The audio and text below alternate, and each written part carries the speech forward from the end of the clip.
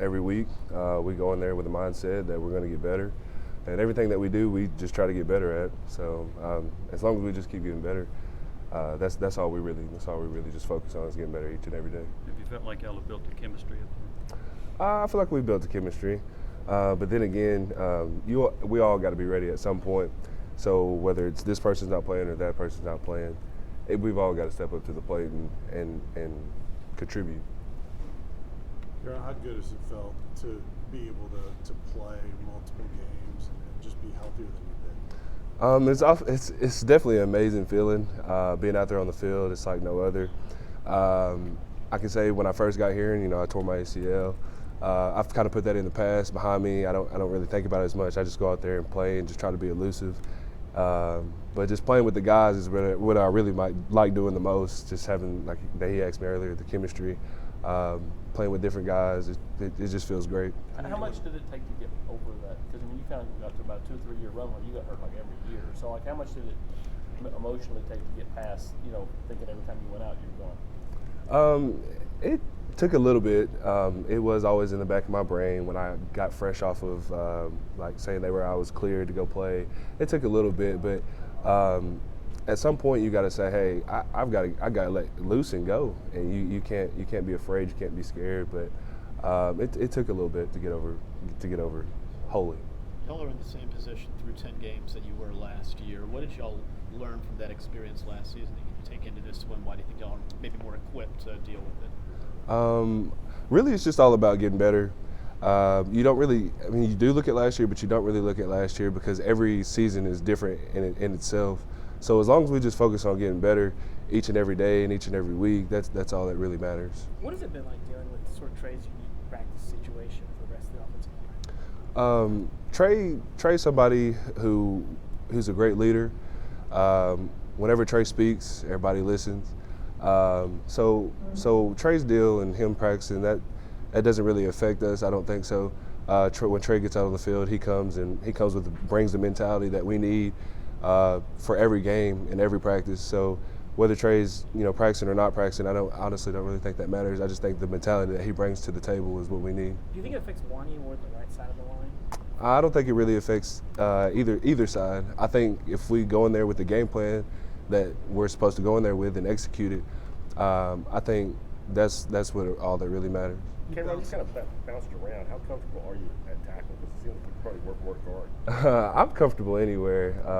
I'm comfortable anywhere the coaches need me. If that's me to punt, I'll go and punt. If he wants me to go be quarterback, I'll go be a quarterback. What's the biggest difference between guard and tackle that you do out there? There's not really a huge difference. The only difference is, I think, visibly, is that you're out there on the island by yourself. So if the defensive tackle gets by you or defensive end gets by you, it's you and him. That's all there is. You can come off the field Saturday against Kentucky. You got to play every single snap at right tackle. How do you hope to maybe build on that performance and kind of show the coaches you deserve to kind of continue to be in the rotation? It felt great, but I think, again, going back to saying, whoever the coaches think is the best to be out there for either that's the whole game, half the game, whatever they think they need to do for us to win, that's what I'm all for. What was the feedback from them that they thought of your performance and why they didn't keep you out there when they were rotating so many other guys? After the game, they told me good job, and I expect for them telling me good job means I did my job. So I'm sure that was good and bad. There's definitely a lot that I want to work on personally for myself to get better, because I'm not content with playing the whole game. There's a lot of stuff that I have to do to get better. But this week, I think I'll have the opportunity to do that. What do you feel like your strength is right now? Where do you feel like you're playing really well?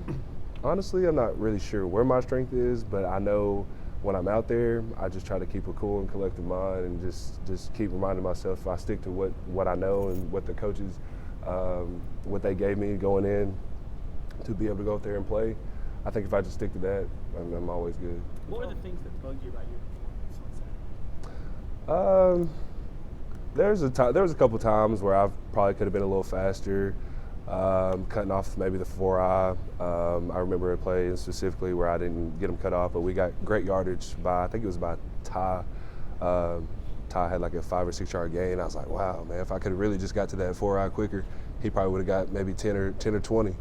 But that's about the only thing I can really think of that really bothered me Saturday. With the injuries you've had, has it slowed you down at all? Do you feel like you're as good as you were before you had injuries? I definitely feel like I was maybe a tad more athletic before I got hurt, but rehabbing for the past 2 to 3 years that I've been hurt since I've been here, or when I was hurt and in rehab, I believe in the training staff and the coaches, the strength staff, and get me back to where I'm supposed to be. And so I really feel like I'm, if not back, if not better. What was this coaching staff's approach when things weren't going well earlier in the season? What were they saying to you? What were they doing to motivate y'all to kind of help y'all bounce back the way you have? Just keeping a great mindset about never quitting. Those coaches upstairs, they never talked about quitting at all. That's something that never goes through our brain or their brain. As a matter of fact, be where your feet are basically is what kept us going.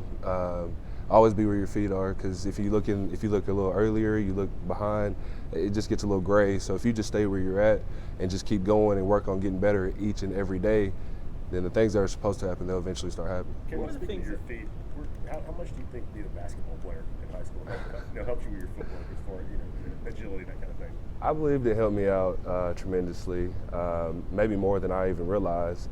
But basketball was something I enjoyed back in high school, but football is what I play now. So I do want to say thank you for basketball, but I think football. Who's the best player in the office for? At what? Basketball. At basketball? I'm gonna say me. Anybody surprises? I would say Marcus Tatum. I'd say Marcus Tatum would probably surprise you.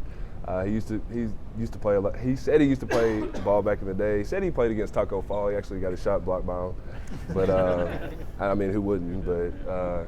But I would probably have to say I'm probably the best basketball player on the team. When you're going through rehab, who are you leaning on throughout that process when you're frustrated trying to figure out if you're going to be able to make it back? So for me personally, who I leaned on the most was my faith. God is very important to me, and ever since hurting myself, the day that I hurt myself, I put more of my focus in God and what He could do for me. And when I'm down, there was nobody to talk to. He was somebody that I could always go and talk to, and definitely my grandmother. My grandmother is my rock. I would call her and ask her questions, and she would be honest with me. She's always been honest with me. And I also put my faith and stepping stone in Geronimo when I was going through my rehab. After he got here, he continued to help me with my rehab, and building that trust with him and his staff has really helped me out a lot. Being able to build that sort of relationship with not just, obviously, with your faith, but also with people around the coaching staff, how important has that been for you? Just as this team that starts to improve, starts to get better, that you have a good relationship between players and coaches? It helps out a lot. It helps out tremendously. When you're out there on the field and you're not maybe doing as good as you'd like to do, it's always nice to know that you have your brother beside you, knowing that he knows what you went through, but he also knows what you're capable of, and he also knows that he can get that out of you.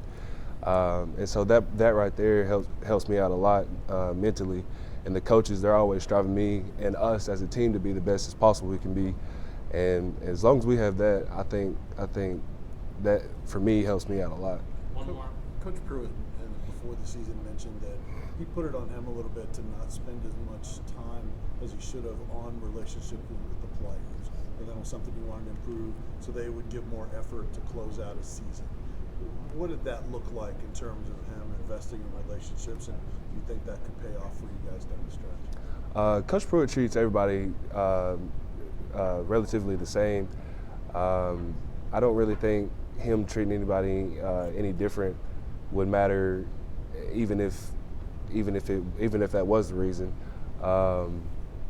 Just going back to just working hard and just being the best we could be, I really think that is the huge role in us being successful. It's just working hard every single day. Thanks, Cameron. Thank you. Thank you.